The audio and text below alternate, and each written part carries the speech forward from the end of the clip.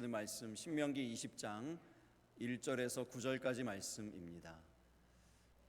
불편하지 않으시면 잠깐 자리에서 일어나셔서 함께 읽도록 하겠습니다. 신명기 20장 1절 말씀부터 9절까지의 말씀인데요. 오늘은 특별히 제가 한 절, 여러분들이 한 절 그렇게 교독하도록 하겠습니다. 제가 먼저 읽고 마지막 9절은 함께 합독하도록 하겠습니다.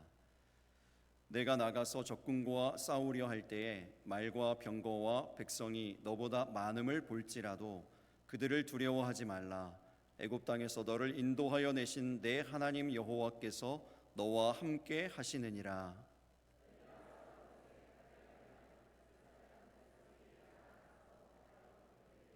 말하여 이르기를 이스라엘아 들으라. 너희가 오늘 너희의 대적과 싸우려고 나와왔으니 마음에 겁내지 말며 두려워하지 말며 떨지 말며 그들로 말미암아 놀라지 말라.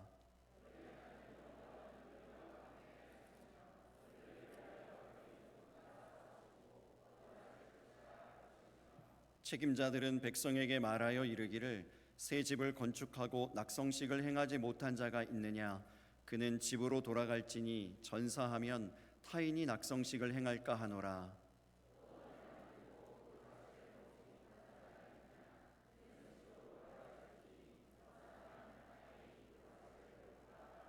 여자와 약혼하고 그와 결혼하지 못한 자가 있느냐? 그는 집으로 돌아갈지니 전사하면 타인이 그를 데려갈까 하노라 하고,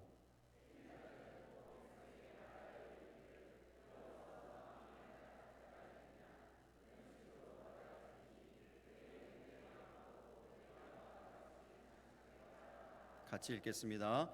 백성에게 이르기를 마친 후에 군대의 지휘관들을 세워 무리를 거느리게 할지니라.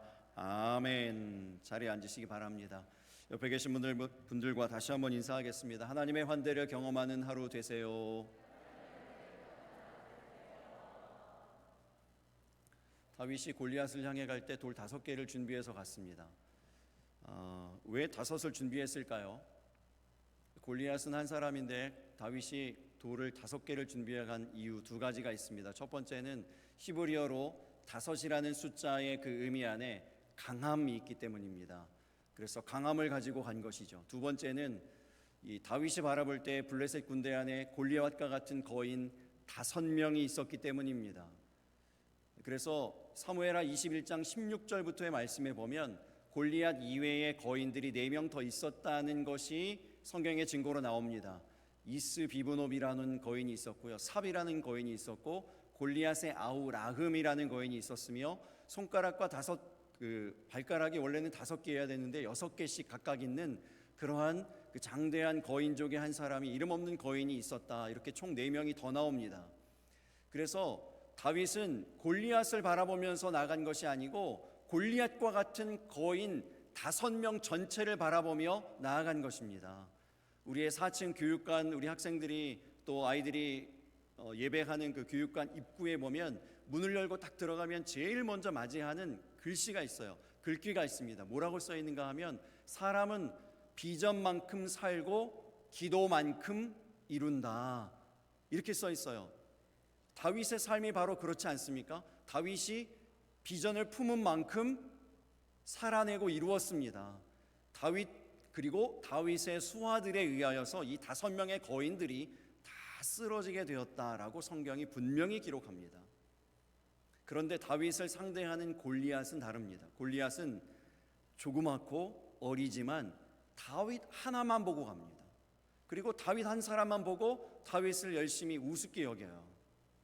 그래서 이제 골리앗이 이름을 그렇게 이제 정하게 된 데 이유가 있다 이렇게 얘기합니다. 어떤 사람은 다윗을 이제 우습게 여기면서 골리다가 다윗의 그 회심의 한 방을 맞고 앗 하고 죽었다고 해서 골리앗이다. 제가 이 글을 읽을 때는 굉장히 재밌었는데 이런 반응 정도로 기대하지 않았지만 아무튼 이런 전설이 있어요. 진짜는 아니고 누군가 그런 얘기를 했습니다. 이 골리앗 앞에서 모든 사람들이 다 두려워했습니다. 40일 동안 꼼짝도 못했습니다. 아무 일도 일어나지 않았습니다. 사람이 없어서 못하는 게 아니에요. 상황이나 여건이 열려지지 않았기 때문에 못하는 것이 아닙니다. 두려움 때문에 못해요. 군대는 다 진열을 갖추고 있고요. 모든 병장기는 갖추고 있고요. 많은 사람들이 한꺼번에 달려들면 골리앗 한 사람쯤은 상대할 수 있는데 아무런 일이 일어나지 않는 것, 어떤 역사도 일어나지 않는 것, 두려움 때문입니다. 다윗만 두려워하지 않아요. 당당하게 그는 갑옷도 갖추지 않고 무기도 없이 자기에게 익숙한 막대기하고 돌멩이 들고 골리앗 앞에 나가는 것입니다. 어떻게 이렇게 될 수 있을까요? 어떻게 이렇게 이 다윗만 당당할 수 있습니까? 두려움이 없을 수 있습니까? 이미 승리의 경험이 있기 때문에 그래요.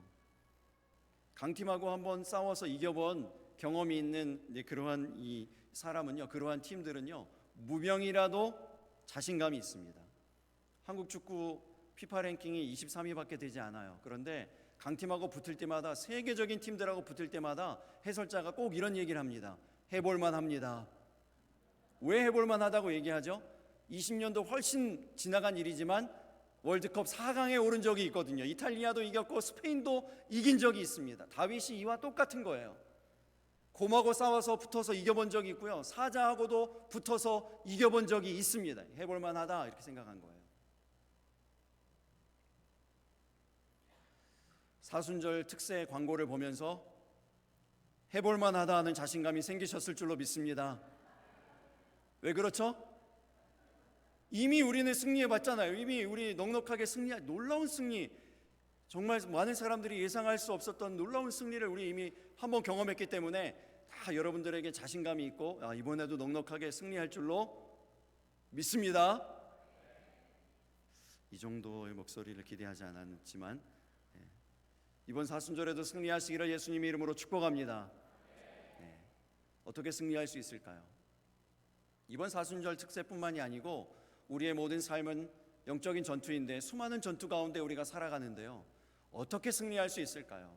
무엇을 가지고 나아가면 승리할 수 있다고 하나님 말씀하십니까? 승리의 공식을 말씀해 주는 것이 바로 오늘 본문의 말씀입니다. 첫 번째가 예배예요. 예배. 여러분, 예배입니다. 1절의 말씀을 다시 한번 읽어보겠습니다. 같이 읽습니다.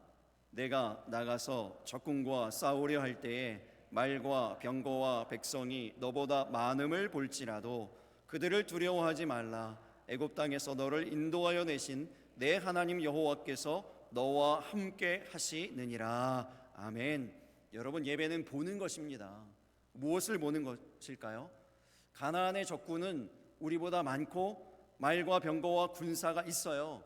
그런데 그런 것들을 보는 것이 아니고 살아계신 하나님, 애굽 가운데에서 우리를 인도하여 내신 그 하나님 바라보는 것, 그것이 예배입니다. 그렇게 예배할 때, 하나님 바라보는 그 예배를 드릴 때 그것이 바로 우리의 회심의 한방이 되어질 수 있음을 믿으시기 바랍니다. 여러분, 왜 그렇죠? 하나님 바라보는 것이 왜 이스라엘 백성들에게 회심의 한방이 되는 것이죠? 애굽에서 하나님께서 그들을 인도해 주셨잖아요. 애굽의 그 정예 부대, 바로에게 곁에 있는 그 정예 부대와 그 병거들을 하나님께서 한 방에 수장시켜 버리시잖아요. 그 동일한 하나님이 우리와 함께 하시는 것, 이것을 바라보는 것, 이게 예배입니다. 그리고 2절부터 4절까지 이야기가 무슨 얘기인가 하면, 이제 전쟁하러 나갈 때 예배를 먼저 드리라, 제사장의 말씀을 듣고 전장에 나아가라, 이런 이야기죠. 특별히 3절, 4절이 이제 전쟁터에 나서는 그 군사들에게 선포된 하나님의 말씀입니다. 3절, 4절 말씀 우리 같이 다시 읽어보겠습니다. 말하여 이르기를 이스라엘아 들으라. 너희가 오늘 너희의 대적과 싸우려고 나와왔으니 마음에 겁내지 말며 두려워하지 말며 떨지 말며 그들로 말미암아 놀라지 말라. 너희 하나님 여호와는 너희와 함께 행하시며 너희를 위하여 너희 적군과 싸우시고 구원하실 것이라 할 것이며. 아멘. 여러분, 예배하고 말씀으로 무장하고 전쟁에 나가라는 것입니다. 이스라엘 군대는 창이나 칼로 무장한 군대가 아닙니다. 예배와 말씀으로 무장한 군대입니다. 여러분, 우리도 마찬가지죠. 우리가 이스라엘 군대입니다. 하나님의 명령, 하나님의 말씀, 예배하고 우리의 삶의 자리, 영적 전투에 나서는 그런 하나님의 백성들인 줄 믿으시기 바랍니다. 왜 우리가 이제 칼과 창으로 무장하는 것이 아니고 이 말씀과 예배로 무장해야 된다고 말씀할까요? 왜 우리에게 이 예배와 말씀의 무장이 필요합니까? 에베소서 6장 12절의 말씀 때문에 그렇습니다. 에베소서 6장 12절 말씀 우리 함께 읽어보겠습니다. 우리의 씨름은 혈과 육을 상대하는 것이 아니요 통치자들과 권세들과 이 어둠의 세상 주관자들과 하늘에 있는 악의 영들을 상대함이라. 누구를 상대하기 때문에요? 하늘에 있는 악의 영들을 상대하는 것이기 때문에요. 혈과 육에 대한 싸움이 아니기 때문에요. 그렇기 때문에 무엇을 무장해야 되겠습니까? 말씀과 예배로 무장해야 됩니다. 그것을 하나님의 전신갑주라고 이름을 붙였어요. 전신갑주 6가지가 있습니다. 그 가운데서 유일한 공격 무기는 뭐죠? 성령의 검, 하나님의 말씀입니다. 하나님의 말씀, 이것이 이제 악한 영들을 상대할 때에 공격할 수 있는 공격 무기가 된다는 거예요. 진리의 허리띠, 의의 호심경, 복음의 신발, 믿음의 방패, 구원의 투구, 이런 것들이 5가지는 다 방어용이에요. 그동안 여러분들 잘 방어를 했습니다. 이것들로 방어를 잘 해오셨는 줄로 믿습니다. 이제 우리가 해야 될 일은 회심의 일격을 날려야 돼요. 공격해야 됩니다. 한 방을 이제 먹여야 돼요. 그렇게 할 수 있는 것 하나님의 말씀입니다. 성령의 검이 우리 가운데 잘 갈고 닦아져서 우리에게 공격해오는 그 사단마귀 어둠의 권세를 한 방에 쓰러뜨리고 무너뜨릴 수 있는 저와 여러분이 되시기를 예수님 이름으로 축복합니다. 승리의 공식 무엇입니까? 말씀이에요. 예배입니다. 제임스 허드슨 테일러 선교사님이 이런 얘기를 했습니다. 우리가 일하면 우리가 일하지만 우리가 기도하면 하나님이 일하십니다. 여러분 한번 같이 읽어주시겠습니까? 앞에 보면서 시작. 우리가 일하면 우리가 일하지만 우리가 기도하면 하나님이 일하십니다. 아멘. 아멘. 네. 여러분 이 이야기를 꼭 기억하시면 좋겠어요. 뭔가 다급한 일이 이루어져야 되는데 되지 않고 답답하고 불안하고 초조할 때 오늘의 이야기가 잘 기억나고 떠올라지게 되기를 바랍니다. 기도하십시오. 기도하십시오. 기도하면 우리가 아니고 우리가 할 수 없는 그 일을 하나님이 행하십니다. 하나님이 이루어 주십니다. 여러분 기도하는데요, 특별히 공격적으로 기도했으면 좋겠습니다. 그동안 우리가 이제 방어적으로 주여 도우소서, 주여 도와주소서 뭐 이렇게 기도했다면 이제는 여러분 좀 공격적으로 했으면 좋겠어요. 어떻게 하면 공격적인 기도가 될 수 있을까요? 공격의 무기 뭘 주셨다고요? 말씀이요. 말씀을 붙잡고 기도하는 것입니다. 말씀 붙잡고 기도하려고 해도 눈 감고 있으니까 성경을 보면서 기도할 수도 없고요. 어떻게 기도할 수 있을까요? 어떻게 말씀 공격 무기를 붙잡고 기도할 수 있을까요? 암송하는 거예요. 암송하는 거예요. 하나님의 말씀 암송하는 것입니다. 오늘 본문의 말씀이 3절 4절 같은 데 말씀 말하여 이르기를 이스라엘아 들으라 너희가 오늘 너희의 대적과 싸우려고 나와왔으니 마음에 겁내지 말며 두려워하지 말며 떨지 말며 그들로 말미암아 놀라지 말라. 너희 하나님 여호와는 너희와 함께 행하시며 너희를 위하여 너희 적군과 싸우시고 구원하실 것이라. 이런 말씀을 붙들고요, 하나님 구원하여 주시옵소서. 내 마음이 두렵습니다. 두렵지 않게 해주시고 겁내지 않게 하시고 떨리지 않게 하시고 놀라지 않게 해주시옵소서. 이렇게 기도하는 것입니다. 말씀으로 기도하는 거예요. 이게 공격적으로 기도하는 것입니다. 그래서 이번 사순절 특별 새벽 기도에 우리가 한 가지 업그레이드 한다고 제가 이미 망고드렸는데 이제 일찍 말씀드리려고 하는데요, 한 가지 더 하려고 하는 것이 성경 암송입니다. 두려워하지 마세요. 여러분 하루에 한 구절씩, 아주 짧은 한 구절씩 드릴 거예요. 그래서 하루에 한 구절씩을 여러분 계속 묵상하면서 읊조리면서 되뇌이면서 기도하시고요, 하루를 살아가시기 바랍니다. 하루에 한 구절씩만 하시면 돼요.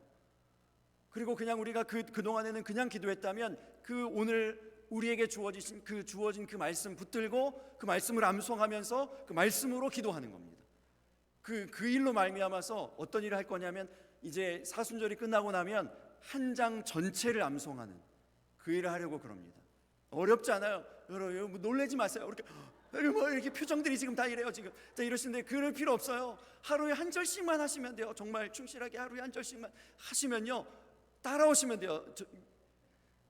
저를 믿으라고는 말씀 안 드릴게요. 근데 이제 이 프로그램대로 따라오시면 돼요. 정말 따라오시면 한 장 전체를 우리가 다 암송하고 사순절을 마치게 됩니다. 그래서 이번에는 사순절 특별 새벽 예배 승리할 뿐만 아니라 이 성경 암송에도 승리하여서 한 장 전체로 우리 교인들이 다 큰 목소리로 한 장 전체를 다 암송함으로 하나님께 영광 올려드려요. 하나님이 얼마나 기뻐하실까요? 그리고 우리 마음 가운데 얼마나 충만함이 임할까요? 기대가 돼요. 여러분, 이를 기대하는 마음으로 함께 참여해 주시기를 부탁드립니다. 이 말씀이 공격 무기라고요. 말씀을 사용할 수 있어야죠. 말씀이 우리 것이 되어야죠. 그래서 이걸 가지고 기도하는 겁니다. 이 승리의 공식이에요. 그래서 전쟁터에 나갈 때 이 군사들에게 무엇보다도 손에 칼, 창을 들려준 것이 아니고 방패 들려준 것이 아니라 말씀을 주었다고요. 말씀 가지고 가야 승리할 수 있다고 말하는 거 아닙니까? 두 번째 승리 공식이 있어요. 예배 다음의 예배입니다. 예배 다음의 예배예요. 여러분들은 무슨 얘기하는지 여러분 잘 아실 거예요. 이제 마음에 겁내지 말며 두려워하지 말며 떨지 말며 그들로 말미암아 놀라지 말라 이렇게 얘기했을 때 그들이 그냥 그 말씀을 듣고 아멘 하고 나간 게 아니에요. 그 예배 다음에 예배가 또 있습니다. 어떤 예배입니까? 말씀을 들을 때마다, 말씀을 읽을 때마다 중요한 두 가지의 기둥이 생각나야 된다고 했어요. 뭐죠? 연결과 연장이요. 할렐루야. 네. 연결과 연장이요. 하나님의 말씀을 들을 때 그때마다 뭘 떠올려야 되는가? 내 삶에 어떻게 연결시킬 것인가? 어떻게 적용할 것인가? 이거 분명히 떠올라야 된다고 했습니다. 그리고 거기서 그치는 것이 아니고 연장이요, 확장돼야 돼요. 우리 예수님은요, 땅끝까지 이르러서 예수님이 직접 복음 전하지 않으셨어요. 그냥 예루살렘 그곳에서 돌아가셔서 승천하셨어요. 끝. 그 다음에 맡겨진 땅끝까지 이르러 예수님의 증인되어지고 복음이 전파되어지는 그 사명은 누구에게 맡기셨습니까? 저와 여러분에게 맡기셨어요. 그러니 말씀 듣고 연결하고 그 다음에 해야 될 일 뭐냐? 연장시켜야 돼요. 확장시켜야 돼요. 그래서 땅끝까지 가야 돼요. 그 복음이. 그래서 이 두 가지 사명은 꼭 기억나야 됩니다. 말씀을 들을 때마다, 읽을 때마다 하나님의 말씀이 우리 가운데 주어지면 이 두 가지 다 떠올라야 된다고 늘 말씀드려요. 연결, 연장이요. 그래서 이 예배 다음에 예배는 뭐냐면 말씀을 들었잖아요. 이제 이 군사들이, 백성들이 말씀을 들었잖아요. 예배를 드렸죠. 그리고 그 다음 예배는 뭐냐면 들은 말씀을 연결시키고 연장시키는 예배예요. 이 예배 다음에 예배가 필요합니다. 보세요. 이제 말씀을 들었어요. 이 사람들이. 그 다음에 이제 제사장에 의해서 예배가 드려졌잖아요. 끝났잖아요. 책임자들이라고 나오는 백성의 리더들이 그 다음 뭐 합니까? 두려워하지 말라 하나님 말씀하셨잖아요. 이 두려움이 없게 하기 위해서 구체적으로 우리 가운데 어떤 일들을 해야 되는가 그 일을 하는 거예요. 새 집을 짓고 낙성식을 행하지 않은 사람이 있느냐? 집으로 돌아가라. 포도원을 만들고 포도과일을 그 과실을 먹어보지 못한 사람이 집으로 돌아가라. 포도원으로 다시 돌아가라. 그 약혼을 했는데 결혼식을 행하지 않은 사람 집으로 돌아가라. 약혼녀에게 가라. 마지막 네 번째로 마음이 약하여서 두려워하는 사람이 있느냐? 집으로 돌아가라. 여러분 한번 상상해 보세요. 말과 병거와 군사가 훨씬 많아요. 병거는 이스라엘 군대 중에 없어요. 최첨단 무기로 무장되어 있는 수많은 그 모래알과 같은 가나안의 군사가 앞에 서 있다고 생각해 보세요. 어떻게 두려워하지 않을 수 있을까요? 어떻게 마음이 약해지지 않을 수 있겠습니까? 근데 이 약해진 사람, 혹 두려워하고 있는 사람 가라는 거예요. 집으로. 당당하게 얘기합니다. 집으로 가라는 거예요. 어떻게 이렇게 당당할 수 있죠? 어떻게 이렇게 자신만만할 수 있습니까? 그들에게는 회심의 한 방이 있기 때문에 그래요. 그 한 방이면, 하나님 한 분이면 그들이 한 번에 쓸려가기 때문에, 한 번에 해결되기 때문에요. 그거 믿는 겁니다. 그거 믿으라는 거예요. 분명한 이유가 여기 나오는데 오늘 본문 8절의 말씀 보시기 바랍니다. 8절에 이렇게 얘기했어요. 그의 형제들의 마음도 그의 마음과 같이 낙심될까 하노라. 부정적인 말이 가진 영향이 있습니다. 어떤 사람이 이런 얘기를 했어요. 부정적인 말 한마디를 들으면 그와 관련해서 긍정적인 말 40번을 들어야 그 부정적인 말이 사라진대요. 그 부정적인 말에 대한 기억, 그 부정적인 말로 인한 영향, 이게 사라진다는 거예요. 여러분, 이 부정적인 말이 가진 영향이 이렇게 커요. 이렇게 커요. 그냥 여러분 아무 생각 없이 그냥 툭 내뱉는 그런 부정적인 말들 많이 있잖아요. 불평의 말들 있잖아요. 이게 굉장히 영향이 큰 거예요. 그 말 한마디 없애려면요, 그 사람 이 귀에 들어간 그 말 한마디를 없애려면요, 그 사람이 다른 사람들을, 많은 사람들을 통해서 40번이나 긍정적인 얘기 들어야지 그 말이 없어진다고요. 이 말을, 이 이야기를요, 이 군대에 적용하면 이런 거예요. 이 사람이 한마디 부정적인 얘기, 내가 약혼을 했는데 결혼을 못했어, 뭐 이런 얘기 있잖아요. 내가 집을 졌는데 낙성식을 못했어, 누가 대신 내 집을 뺏어가면 어떡하지, 내 아내를 뺏어가면 어떡하지, 내 포도원의 과실 내가 먹어보지도 못했는데, 그거 이런 얘기, 불평인 부정적인 얘기 한마디 하잖아요. 몇 명이 쓰러질까요? 40명이 쓰러질 수 있다는 거예요. 그러니까 오지 마라, 집으로 가라, 그런 거예요. 오히려 여러분, 또 한 가지 생각할 수 있는 것은요, 이 사람들, 집으로 돌려보낸 사람들이요, 정당한 어떻게 보면 이유가 있는 사람들이에요. 이런 사람들을 집으로 돌려보냈습니다.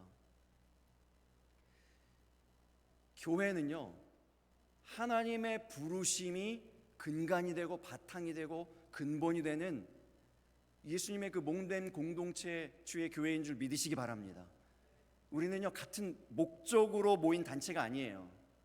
한 가지의 목적을 가지고 이 한 가지의 기호가 맞춰져서 어떤 취미 생활이 맞고 어떤 성향이 맞고 성격이 비슷하고 어떤 무슨 고향이 동양이고 뭐 이런 것들로 인해서 어떤 한 가지 목적으로 인해서 모여진 단체가 아니라고요. 우리는 하나님의 한 부르심으로 모인 주의 몸된 교회임을 믿으시기 바랍니다. 그 하나님의 부르심이 근간인 거예요.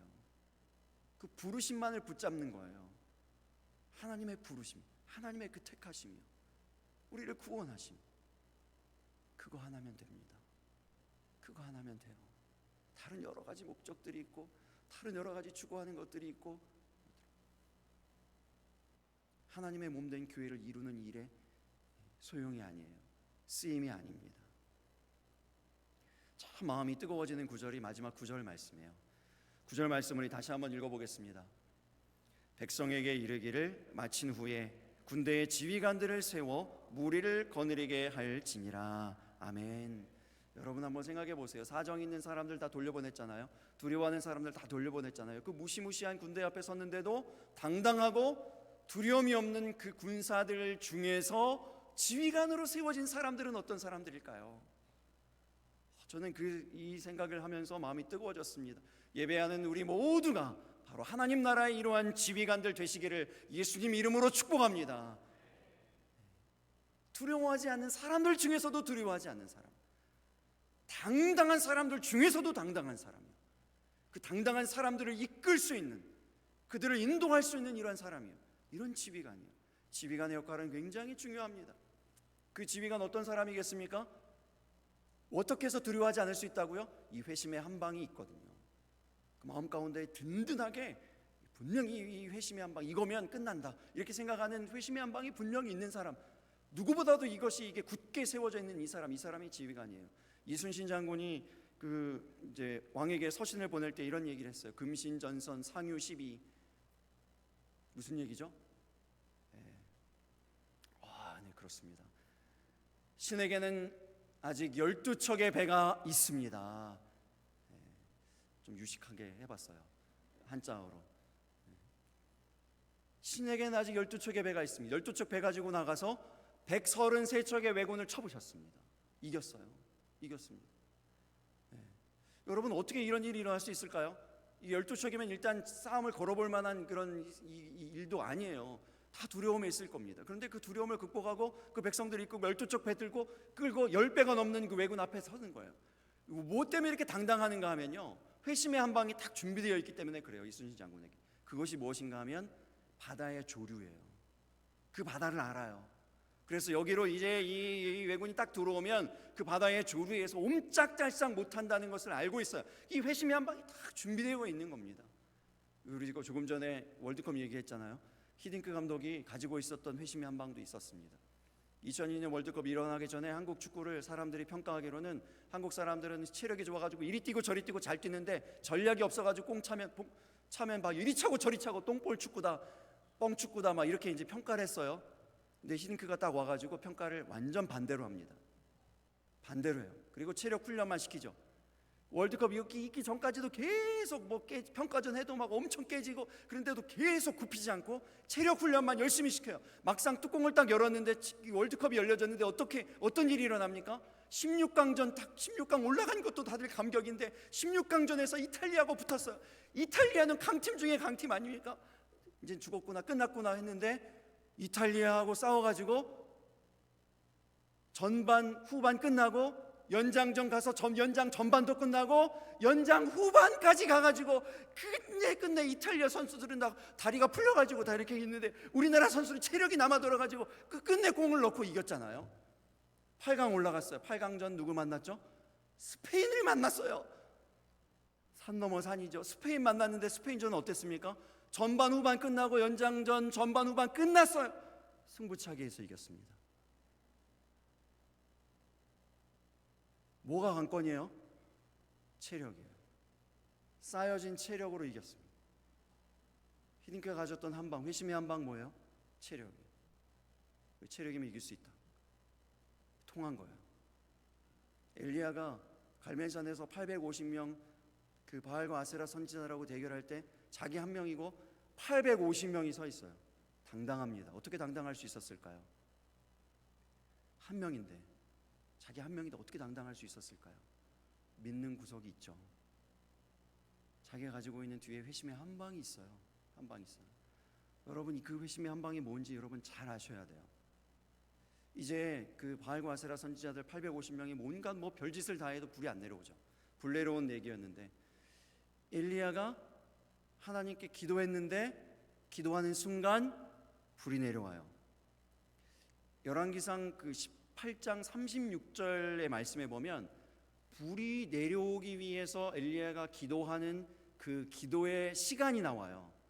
그 기도의 시간이 언제인가 하면 저녁 소제 드릴 때라고 나옵니다. 우리가 새벽 시간에 한번 말씀 나눈 적이 있는데 이스라엘 백성들이 매일 제사를 드려요.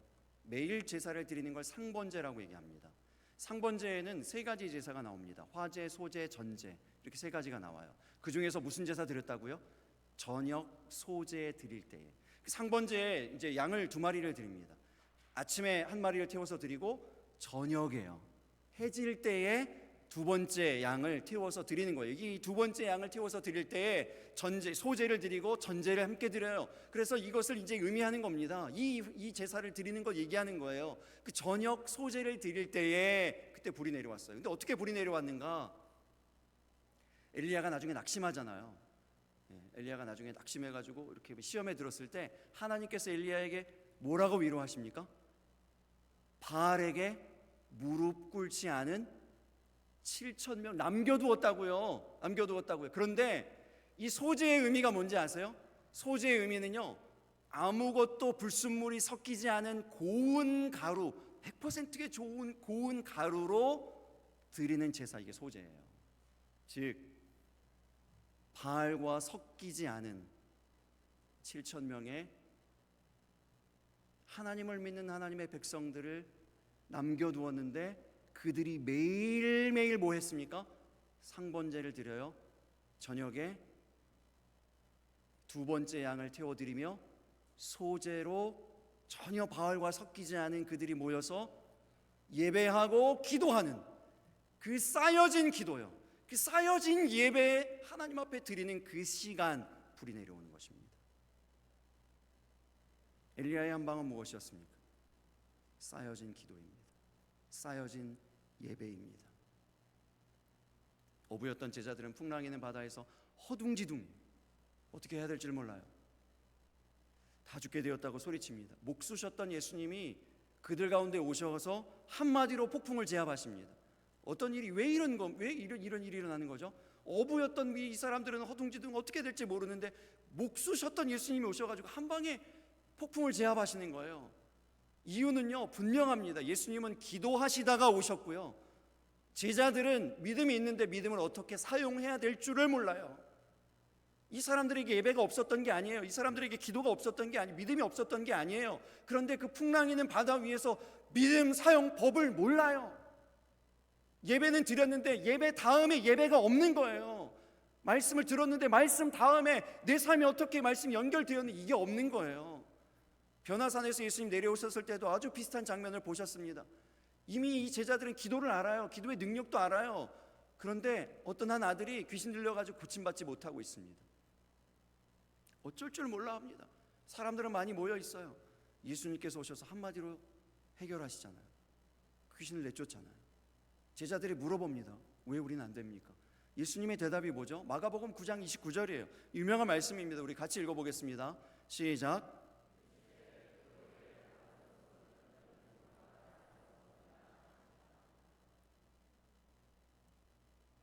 예수님의 대답은 바뀌지 않아요. 기도 마치고 그것으로 끝 아니고 기도 다음에 기도가 필요하다. 예배 마치고 그 다음에 예배가 필요하다. 그 얘기 하시는 거예요. 지난주에 알게 된 기독교 이 디자인 회사가 있는데요. 현수막 만들고 교회에 어떤 간판 이렇게 만들고 이런 디자인 해주는 이런 회사입니다. 이제 저희도 그런 걸 좀 해보려고요. 이런 좀 바꿔보고 이제 해보려고 이제 컨택을 하게 됐는데, 그러다 보니까 이제 회사 히스토리를 좀 알게 됐어요. 듣게 됐습니다. 이 회사 대표가 회사 만들기 전에 굉장히 어려웠다고 그래요. 자, 개인적으로 가족이 이제 뇌종양에 걸렸는데 그 뇌종양 수술에 아주 어려운 수술을 힘겹게 했는데 또 다시 재발하고 아이는 어리고 뭐 아주 극심하게 생활고도 있고 병원비도 마련해야 되고 너무 어려운 거예요. 힘든 거예요. 예배하고 기도합니다. 예배하고 기도해도 답이 없어요. 똑같아요. 삶은 달라지지 않아요. 여전히 팍팍해요. 늘 병원에 살아요. 나아지진 않아요. 아이는 울고요. 가족은 아프고요. 병원비는 들어가야 되고요. 생활은 해야 되고요. 이럴 때 기도는 나오지 않아요. 눈물만 나와요. 기도하려고 입을 벌려도 하나님 하고 그 다음에 이어지지 않아요. 여러분들에게도 그런 경험이 있으실지 모르겠어요. 어느 날 이 회사 대표가 그날도 똑같이 고개를 숙이고 그 참담한 마음, 낙심된 마음으로 병원 한켠에 앉아 있는데 그날 유독 눈에 들어온 것이 한 가지 있대요. 뭔지 아십니까? 여러분 눈을 이렇게 내려보세요. 그럼 여러분의 무엇이 보입니까? 손이 보여요. 손이 보이는 거예요. 그날 유난히 손이 보이는 거예요. 그런데 이 손을 누가 주셨습니까? 하나님이 주셨어요. 그래서 이 손 보통의 손이 아닌 거예요. 하나님의 손인 거예요. 이 손 하나님이 주셨네. 하나님의 손이네. 이 보통의 손이 아니에요. 이 손은 여전히 내게 있는데 왜 지금 낙심하고 있어요? 눈물 흘리고 있어요. 절망하고 있어요. 이럴 때가 아니에요. 하나님의 손으로 뭔가 해봐야 되겠다. 디자인 회사를 차려요. 디자인 전공한 사람도 아니에요. 이전에 한 번도 이런 일을 해본 적이 없는 사람이에요. 하나님께서 도와주십니다. 이 사람을 높여주세요. 다니엘 기도의 강사로 세워지고요. 유명해져서 직원이 이제 27명이나 된대요. 저도 그렇게 안 봤거든요. 그냥 현수막 이렇게 만들어주고 뭐 간판 해준다 그래서 뭐 조그만 회사인가 보다 그랬더니 직원이 27명이래. 다시 봤어요. 그 회사 홈페이지에 들어가 보니까 그 홈페이지에 회사 이름이 있고요. 그 밑에 어떤 글씨가 써 있어요. 뭐라고 써 있는가 하면 디자인으로 예배하라 이렇게 써 있어요. 여러분 이분이 예배 드렸다고요. 기도했다고요. 근데 답이 없어요. 거기서 머문 것이 아니고 그 다음에 뭐 한 겁니까? 디자인으로 예배한 거예요. 내가 손으로 뭔가 할 수 있는 일이 있을 수 있겠구나 하고 예배 다음에 예배를 드리는 거예요. 기도 다음에 기도를 드리는 거예요. 거기까지 가니 회심이 한 방이 되는 것이죠. 말씀을 정리합니다. 전쟁은 피할 수 없어요. 이스라엘 백성들 가나안 땅에 들어갈 때 무혈 입성한 거 아닙니다. 수많은 전쟁을 치르고 들어가요. 우리의 삶도 마찬가지입니다. 수없이 영적 전투가 우리 가운데 일어나요. 그러나 여러분 두려워하지 마세요. 우리에게는 회심의 한 방이 있습니다. 회심의 한 방이 있습니다. 바다를 가르시고 땅을 가르시고 여리고를 무너뜨리시고 불을 내리시고 하루아침에 18만 5천 에스루의 대군을 송장되게 하시는 여호와의 사제를 보내실 수 있는 그 하나님이 우리와 함께 하심을 믿으시기 바랍니다. 여러분, 쌓여진 예배와 기도, 이것이 회심의 한 방이 될 수 있다고 말씀드렸어요. 디자인으로 예배한다는 이런 말씀의 연결이요, 예배의 연결, 이것이 또한 회심의 한 방이 되어질 수 있습니다. 코뿔소는 눈이 약해요. 눈이 잘 보이지 않아요. 바로 코앞에 있는 것도 잘 분별할 수 없을 정도로 시력이 굉장히 약해요. 그러나 코뿔소는 그 때문에 걱정하지 않습니다. 그것 때문에 두려워하지 않아요. 오히려 코뿔소가 뛰기 시작하면 그 앞에 있는 모든 장애물들이 두려워합니다. 장애물들이 다 피합니다. 길을 만들어줍니다.